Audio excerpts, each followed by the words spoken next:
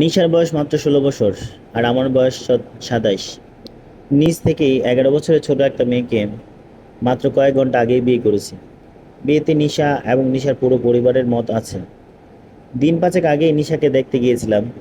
নিশা class 10-এ পড়ে আর আমি class 5 fail. পড়ালেখায় অনিচ্ছা আর দরিদ্র হওয়ার কারণে ক্লাস 5-এ পড়ালেখা ছেড়ে দিই। যখন জানতে পারি নিশা বর্তমানে ক্লাস 10-এ পড়ে, তখন মনে হলো নিশার বাবা বিয়েতে নিজের মত দেবেন না। কিন্তু সাক্ষাৎ এই সময় নিশার বাবা একবারও জানতে চাইলেন না আমার শিক্ষা দীক্ষা কতটুকু। আমার জানা মতে আমার বর্তমান ব্যবসা আর প্রচুর সম্পত্তি দেখেই নিশার বাবা তার বিয়েতে আমার সাথে দিতে চেয়েছেন। এখানকার অনেক বাবাই চান ওনার জামাই যেন উচ্চ টাকাওয়ালা হয়। জামাই শিক্ষিত কিংবা মূর্খ, এতে তাদের কোনো মাথা ব্যথা নেই। বিয়েতে নিশার অমত ছিল না বলে আমার মনে হয় না। কিন্তু একটা অবাক বিষয় হলো, আমি খেয়াল করলাম বিয়ের পর নিশা সবাইকে জড়িয়ে ধরে কাঁদছিল, কিন্তু তার বাবার সম্মুখে গিয়ে কাঁদেনি। বাবাও কাঁদেনি, মোটেও কাঁদেনি। বাবার কাছে, মায়ের কাছে খুব কেঁদেছিল নিশা। কান্নাটা খুব গভীর ছিল। আজ আমার আর নিশার ফুলসজ্জা রাত। বাসর ঘরে ঢুকতেই দেখি খুব সুন্দর করে গোলাপ আর গাঁদা ফুল দিয়ে বাসর ঘরটা সাজানো। বিছানায় গোলাপের পাপড়ি ছিটিয়ে দারুণভাবে সাজানো হয়েছে। নিশ্চয়ই এসব আমার ছোট বোন আর তার বান্ধবী সাজিয়েছে। নিশা বিছানার উপর মুখ ঘুমটা দিয়ে বসে আছে। বাসর ঘরে বউকে উপহার দেওয়ার অনেক শুভ মানা হয়, তাই পকেট থেকে একটা সোনার আংটি বের করে নিশাকে দিয়ে বললাম, এই ছোট্ট একটা উপহার তোমার জন্য। নিশা কোনো সাড়া দিল না। এমন মনে হলো বসে বসেই নিশা ঘুমিয়ে পড়েছে। বাসর রাত সব বিবাহিত নারীর জীবনেই স্বপ্ন। সেই রাতে একজন নারী আরও একটা সম্পর্ক গড়ে তোলে, যা খুব পবিত্র সম্পর্ক। আর এই রাতে লজ্জা পাওয়াটাও স্বাভাবিক। নিশা মনে হয় লজ্জায় মাথা নাড়তে পারল না। আমি নিশার ঘুমটা তুলতেই দেখি নিশার চোখ থেকে গড়গড়িয়ে জল পড়ছে। এমন ভীষণ কান্না দেখে আমি রীতিমতো ভয় পেলাম, আর সাথে সাথে অবাক হলাম বেশ। মা বাবাকে ছেড়ে নতুন একটা সংসারে এসে, যেখানে সবাই অপরিচিত, একটু ভয় অনুভব করাটাই স্বাভাবিক।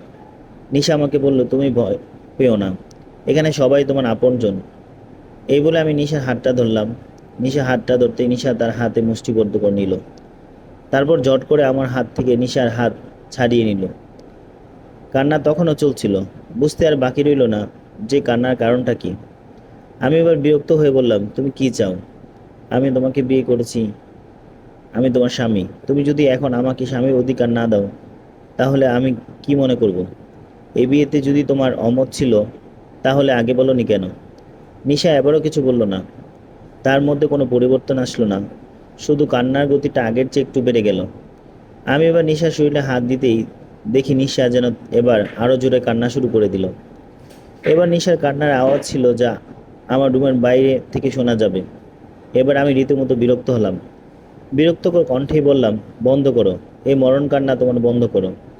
আমি বুঝেছি তোমার সাথে সংসার করা যাবে না। যে মেয়ে আমাকে নিজের স্বামী মানতে রাজি নয়, তার সাথে কিভাবে সংসার করা যায় সেই জ্ঞান আমার নেই। আমি কালকেই তোমার বাবার সাথে কথা বলে তোমাকে আমার থেকে পৃথক হয়ে যাওয়ার কথা বলবো। নিশে একটা ছোট্ট মিথ্যা হুমকি দিলাম, কিন্তু হুমকিটা সত্যি মনে হয় আমার পায়ে এসে পড়ল। পা ধরে কান্না করে বলছে, দয়া করে আমার বাবাকে কিছু বলবেন না। আমি আপনার ঘরের এক কোনায় পড়ে থাকবো। প্লিজ আপনি আমার বাবাকে কিছু বলবেন না। আপনি আমার সাথে যা করতে চান করুন, কিন্তু আমার বাবাকে এই ব্যাপারে কিছু বলবেন না প্লিজ। নিশার কান্নাটা ভীষণ কষ্টদায়ক ছিল। আমি নিশাকে তুলে দিয়ে বললাম, তুমি এখন কান্না বন্ধ করে ঘুমাও।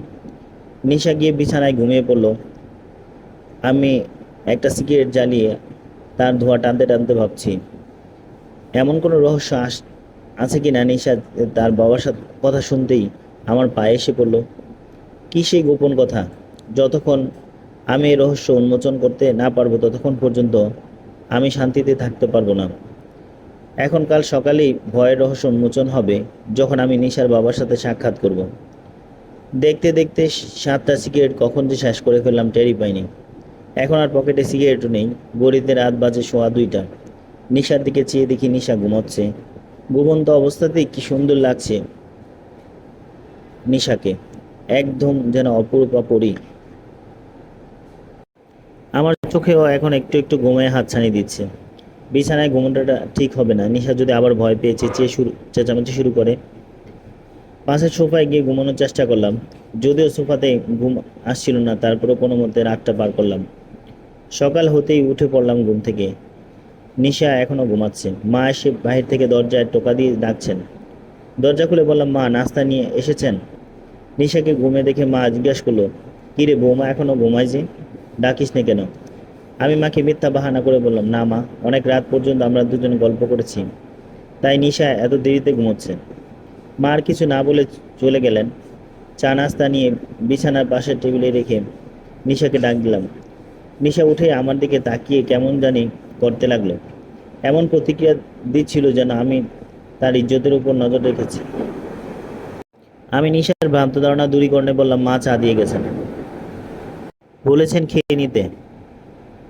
নিশা একটু মাথা নিচু করে বলল, আপনি খাবেন না? আমি নিশার প্রশ্নের জবাব বললাম, হ্যাঁ খাবো। যান ফ্রেশ হয়ে নিন, তারপর একসাথে নাস্তা করব। নিশা ফ্রেশ হয়ে নিল। নিশার ভেজা চুলের গ্রান যেন আমার মন কেড়ে নিচ্ছিল। আমি নিশাকে আহ্বান জানালাম নাস্তার জন্য। নিশা এসে বসলো, আমার পাশে বসলো না, বসলো বিপরীত পাশের চেয়ারে। নিশা যখন চা তৈরি করে দিচ্ছিল তখন তার হাত কাঁপছিল। তার কপালে ঝড় দেখার জন্য হাত দিতেই নিশা কোনো ব্যাঙের মতো লাফিয়ে উঠল। আমি নিশার এমন লাফানো দেখে বললাম, ভয়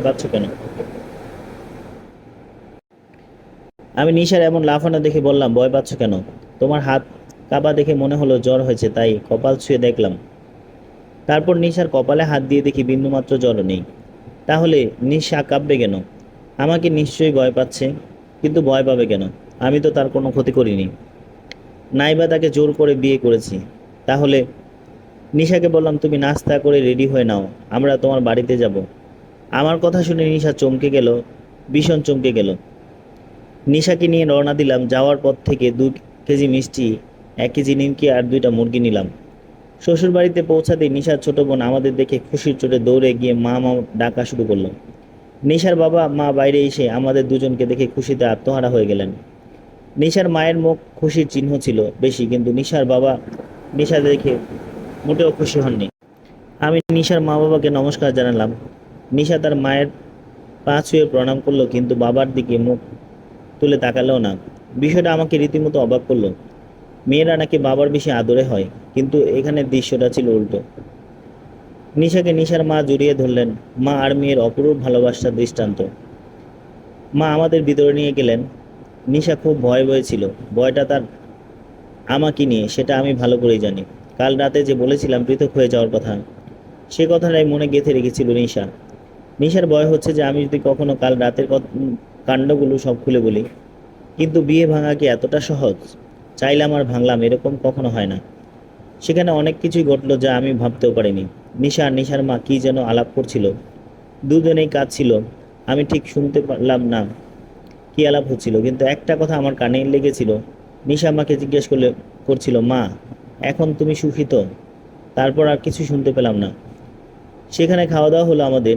নিশা মা নিশাকে কত জোরাজোরি করলেন থেকে যাওয়ার জন্য, কিন্তু নিশা একটা কথাই, সে থাকবে না, কোনোভাবেই থাকবে না। আমিও বললাম 2-1 দিন থেকে যাওয়ার জন্য, কিন্তু নিশা কোনো কথা মানতে রাজি না। অবশেষে নিশাকে নিয়ে চলে আসলাম। অবাক করার বিষয় হলো, নিশার বাবা একবারও আমাকে জিজ্ঞাসা করলেন না যে নিশা কেমন আছে বা কি। এমনকি নিশার সাথেও তার বাবার কোনো কথা বলেনি। বিষয়টা আমার খুব অবাক করলো। আমি বাবা যে গতকাল তার মেয়ের বিয়ে দিয়েছে, তিনি সেই মেয়ের সাথে আজ কোনো কথাই বললেন না। আমি সেখানে নিশার পরিবারের সামনে নিশাকে কিছু জিজ্ঞেস করতে পারলাম না। তারপর সেখানে জিজ্ঞেস করাটা উচিত হবে না। বাসায় গিয়ে একান্তে নিশার সাথে আলাপ করব। আমি আর নিশা গাড়িতে বসে আছি। আমি দেখছি বারবার নিশা আমার দিকে আর চোখে তাকাচ্ছে। যখনই আমি নিশার দিকে তাকাই, তখনই নিশা তার চোখ ফিরিয়ে নিয়ে অন্যদিকে তাকায়। আমি নিশার চেহারা দেখে বুঝলাম নিশার মনে অনেক প্রশ্ন আছে, যা সে আমাকে করতে চায়, কিন্তু নিশা আমাকে জিজ্ঞাসা করতে সাহস পাচ্ছে না। নিশার আর চোখে তাকানো আমি কয়েকবার লক্ষ্য করলাম। কয়েকবার এইভাবেই তাকানো দেখে জিজ্ঞেস করলাম, কি ভাবছেন? এটাই যে আমি কোনো কেন আপনার বাবার সামনে আমাদের পৃথক হওয়ার কথাটা রাখিনি। নিশা এবার তার মুখ খুলে দীর্ঘ একটা নিঃশ্বাস নিয়ে বলল, হুঁ, সেটাই ভাবছিলাম। কাল রাতে যখন আপনি বলেছিলেন যে বাবার সাথে তালাকের কথা বলবেন, তখন আমি ভেবেছিলাম আপনি সত্যি সত্যি বাবাকে বলবেন আমাকে তালাক দেওয়ার কথা। আর আজ সকালে যখন আমাকে বাবার বাসায় যাওয়ার কথা বললেন, তখন আমি যে কি পরিমাণে ভয় পেয়েছিলাম তা আপনাকে বোঝাতে পারবো না। আচ্ছা, আপনি তো বলেছিলেন আজ বাবাকে আমাদের পৃথক হয়ে যাওয়ার কথা বলবেন, তাহলে বলেননি কেন? আমিও এবার একটা দীর্ঘশ্বাস নিয়ে বললাম, চেয়েছিলাম বলবো, কিন্তু যখন দেখলাম তোমার মা তোমাকে নিয়ে খুব খুশি, তখন আর বলার সাহস হলো না। নিশা তখন খুব উত্তেজিত উচ্ছল্ল ছিল। যদি আমি উত্তর দেই না, তাহলে নিশা খুব খুশি হবে, কিন্তু না করলে রহস্যটা রহস্যই থেকে যাবে। তাই নিশাকে বললাম নেব, কিন্তু এখন না। যখন সব কিছু একটু থেমে যাবে, একটু শান্ত হবে, তখন সবাইকে নিয়ে তোমাকে তালাক দেব। আমার কথা শুনে নিশা কেমন যেন মনমরা হয়ে গেল। আমি এবার নিশাকে এমন এক প্রশ্ন করলাম যা নিশারকে 440 ভোল্ট এর শক দিল। প্রশ্নটা হলো, আচ্ছা তুমি বলো তো, তোমার বাবা একটিবারের মতো তোমার সাথে কথা বলেনি কেন? আর তুমিও তোমার বাবাকে কিছু বললে না কেন? প্রশ্নটা শুনে নিশা রীতিমতো ভয় পেয়ে গেল। উত্তর শোনার আশা করিনি, আর নিশাও উত্তর দেয়নি। গাড়ি চলে এলো। আমরা গাড়ি থেকে নামলাম। ঘরে ঢুকতেই আমার মা জিজ্ঞেস করলো, বৌমা, বাবার বাড়িতে গিয়ে কেমন লাগলো? নিশাকে করা প্রশ্নের উত্তর আমি দিলাম, কেমন লাগবে আর, ভালোই লেগেছে। মা আমাকে ধমক দিয়ে বলল, এই তুই চুপ থাক, আমি বৌমাকে জিজ্ঞেস করছি আর তোর মুখ থেকে শুনতে চাইনি। তারপর আবার মা নিশাকে জিজ্ঞেস করলো, তুমি বলো মা, কেমন লাগলো? নিশা একটু মাথা নিচু করে বলল, জি মা, ভালো লেগেছে। মা এবার নিশাকে বলে বসলো, তাহলে দু একদিন থেকে আসলেই তো পারতে, তোমারও মনটা ভালো থাকতো। আমি মাকে তখনই মজায় মজায় জিজ্ঞেস করি, নিশা কি এখানে ভালো নেই মা? যে বাবার বাড়িতে থাকলে ভালো হয়ে যেত। মা আমার কথার জবাবে বলল, দেখিস না বৌমা কেমন গুমড়ে গুমড়ে থাকে। মা বাবার কথা মনে হলে খুব মন পড়ে রে। তুই মনে হয় নিশাকে বারণ করেছিস থাকতে, নইলে দু একদিন থেকে আসতো। আমি মাকে সব কথা খুলে বলতে যাইনি, এই ভেবে যে মা টেনশন করবে, নানা রকম প্রশ্ন করবে। আগে বিষয়গুলো আমার জানা হোক, তারপর মাকে বলবো। রাতে খাওয়া দাওয়া শেষ হলে ঘুমোতে গেলাম। রাত তখন 10টা। নিশা মায়ের রুমে গল্প করছে। আমি ঠিক করলাম আজ যেভাবে হোক রহস্যটা উন্মোচন করব। ঘড়ির কাঁটা ঘুরতে ঘুরতে 11টা গিয়ে পড়ল, কিন্তু নিশা এখনো রুমে আসেনি। এ পর্যন্ত 3টা সিগারেট খেয়ে ফেলেছি। আরেকটা যেই জ্বালাবো, নিশা টপ টপ করে ঘরে প্রবেশ করলো। নিশা মনে করছিল আমি ঘুমিয়ে গেছি। আমাকে জাগ্রত দেখে রীতিমতো অবাক হয়ে জিজ্ঞেস করলো, আপনি জেগে আছেন যে, ঘুমাননি কেন? আমি সিগারেটটা না জ্বালিয়ে পকেটে রেখে দিলাম। নিশাকে বললাম, তোমার সাথে দরকারি কিছু কথা ছিল, আসো একটু বসো, তোমার সাথে আলাপ আছে। নিশা আমার পাশে এসে বসলো। আমি নিশাকে বললাম, তুমি বলো, আমাদের সমস্যা কি এভাবে সমাধান হবে? পারবো কি সারা জীবন এইভাবে সংসারটা টিকে থাকতে? তুমি বলো তো, তালাক দেওয়াটা কি কোনো খেলার মতো যে যখন মন চাইলো খেললাম? তুমি যদি তোমার সমস্যা আমাকে না বলো। নিশা মাথা নিচু করে আছে, কিন্তু সে কিছুই বলছে না। আমি আবারও নিশাকে বললাম, তুমি আমাকে নিজের বন্ধু মনে করে এই কথাগুলো বলো। নিশা মুখ তুলে আমার দিকে তাকালেন, তারপর বলল, আমার বাবা চেয়েছিল ওনার ছেলে সন্তান হোক, কিন্তু দুবারই ওনার কন্যা সন্তান হওয়াতে তিনি মায়ের উপর খুব রাগারাগি করতেন, বলতেন সব দোষ মায়ের।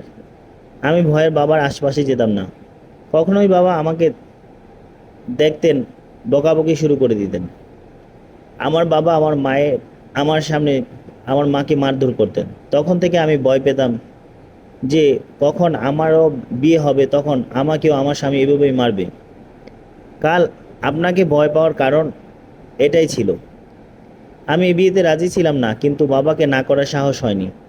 বাবা আগেই বলেছিল যদি বিয়েটা না করি তাহলে আমাকে আর মাকে মেরে লাশ করে ফেলবেন। বাবার ভয়ে আমি বিয়েটা করে ফেলি, কিন্তু যখন বিয়ে করি, আপনার ঘরে আসি, তখন ভয়ে ছিলাম মায়ের মতো কপাল আমারও হবে নাকি। কিন্তু আসলে আপনার ঘরে এসে আমি আরেকজন মা পেলাম। আপনার মা সত্যি খুব ভালো মানুষ, আমাকে অনেক আদর করেন। আমি নিশার কথার মাঝখানে বলে উঠলাম, শুধু আমার মা নয়, আপনারও মা। নিশা আমার কথা শোনার পর তার কথাগুলো চালিয়ে গেল, কাল যখন আপনি বলেছিলেন আপনি আমাকে তালাক দিবেন, তখন আমি রীতিমতো ভয় পেয়ে গেলাম। যদি আপনি তালাক দেন তাহলে বাবা আমার মাকে আর আমাকে জানে মেরে ফেলবেন। কথাগুলো বলেই নিশা আমার পায়ে পড়ে কান্না করতে লাগলো। আপনি প্লিজ আমাকে তালাক দিবেন না, আমার মা মরে যাবে, আমার বাবা মাকে মেরে ফেলবেন। আমি নিশাকে বললাম, দেখো, তুমি আগে কান্না বন্ধ করো। আমি জানতাম না যে তুমি এত কষ্ট সহ্য করে আসছো। আমি জানি তোমার অতীত আমি পাল্টে দিতে পারবো না, কিন্তু তোমার বর্তমান আর ভবিষ্যৎকে সুখী করার দায়িত্ব আমি নিলাম। জানি না তুমি মন থেকে আমার নিজেকে স্বামী হিসাবে মানো কি না, কিন্তু আমাকে তোমার একজন ভালো বন্ধু ভাবতে পারো। নিশা মন থেকে সব ভয় মুছে দিলাম। এখন নিশা আর আমাদের মধ্যে সব কিছু ঠিক চলছে। নিশা আমাকে তার খুব ভালো বন্ধু মনে করে, আমিও তার খুব যত্ন নিই, খুব খেয়াল রাখি। আমি জানি একদিন না একদিন নিশা নিজে থেকে এসে বলবে, আমি আপনাকে পেয়ে নিজেকে ভাগ্যবতী মনে করছি, আমিও আপনাকে ভালোবাসি। সমাপ্ত। বন্ধুটা বন্ধুরা, গল্পটা যদি ভালো লেগে থাকে তবে অবশ্যই লাইক এবং শেয়ার করবেন এবং চ্যানেলটিকে সাবস্ক্রাইব করতে ভুলবেন না।